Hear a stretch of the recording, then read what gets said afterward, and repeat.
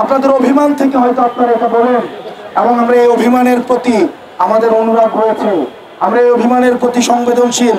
কিন্তু কোন শিক্ষককে আপনি দেখবেন না, আমরা দেখেছি প্রশাসনে কিভাবে সিন্ডিকেট তৈরি করা হয়েছে। প্রশাসনের প্রমোশনের জন্য যেভাবে প্রশাসনে আমরা দেখেছি এই সরকারের সময়ে যেভাবে সিন্ডিকেট করে প্রমোশন করা হয়েছে, আমরা কখনোই এই শিক্ষকদেরকে গলা চেপে ধরতে দেখি নাই রাষ্ট্রের।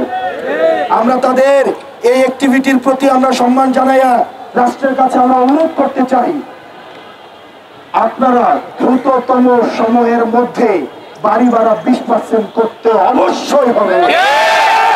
20% বাড়ি ভাড়া দিতে হবে, 20% বাড়ি ভাড়া দিতে হবে, 15 টাকা মেডিকেল ভাতা দিতে হবে।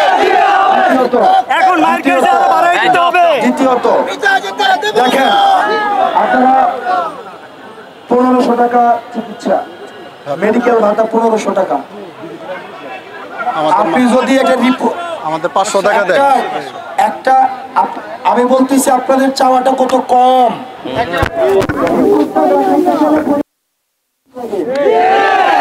রিপোর্টটা দেখাইতে গেলে 1500 টাকা ভিজিট দিতে হয়। পরীক্ষা বাংলাদেশের কোন হসপিটালে 1500 টাকা দিয়ে চিকিৎসা হয় না। আমরা দেখলাম, আমরা দেখি উপদেষ্টাদের, বিশেষ করে দেখেন স্বাস্থ্য উপদেষ্টা আমরা বানাইছি দেশের স্বাস্থ্য সংস্কার করার জন্য, কিন্তু মজার বিষয়টা দেখেন, উনি যখন অসুস্থ হয় উনি চিকিৎসা দিতে উনি চিকিৎসা, এর থেকে লজ্জার কি আছে?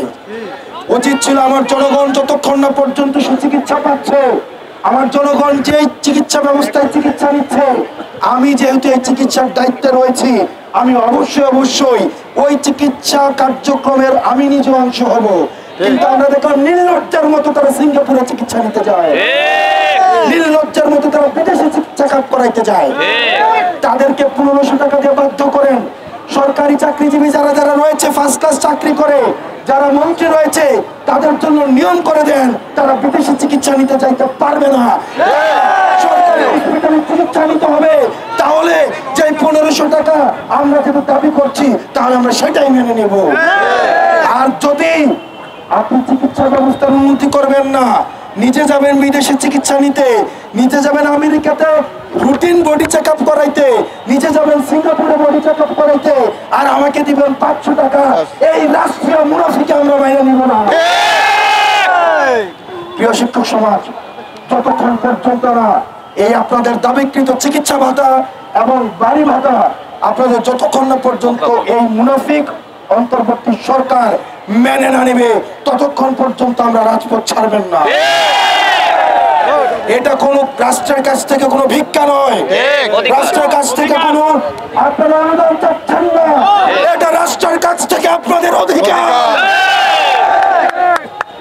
এই অধিকার আদায় না হওয়া পর্যন্ত আপনারা এই শহীদ মিনার প্রাঙ্গণ আপনারা ত্যাগ করবেন না।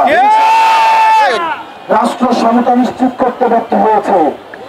আমি 500 টাকা না, আমি 200 টাকা দিলে আমি চিকিৎসা করতাম, যদি ওই চিকিৎসা, যিনি চিকিৎসা ব্যবস্থা উন্নতির দায়িত্ব রয়েছেন, তিনিও যদি ওই জায়গা থেকে চিকিৎসা নিতেন।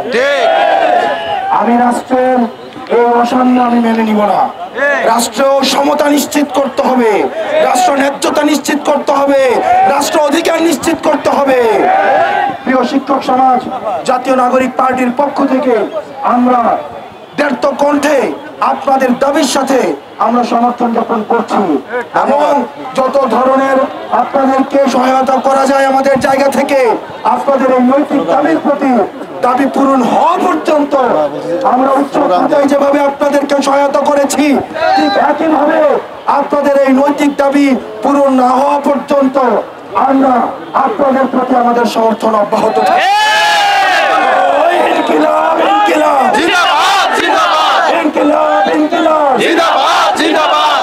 আমাদের আহ্বায়ক জনাব নাহিদ ইসলাম এবং সদস্য সচিব আক্তার হোসেন আপনাদের দাবির প্রতি একাত্মতা ঘোষণা করেছেন এবং আপনাদের প্রতি পূর্ণ সমর্থন জ্ঞাপন করেছেন, এবং আজকের যেই হামলা হয়েছে শিক্ষক সমাজের প্রতি সেটির তারা নিন্দা জ্ঞাপন করেছেন, এবং তারা জানিয়েছেন যে কোনো ধরনের সহায়তায় তারা সবার আগে আপনাদের পাশে থাকবেন। আপনারা ভালো থাকবেন। আপনাদের সাথে দাবি আদায় না হওয়া পর্যন্ত আমাদের সমর্থন অব্যাহত থাকবে।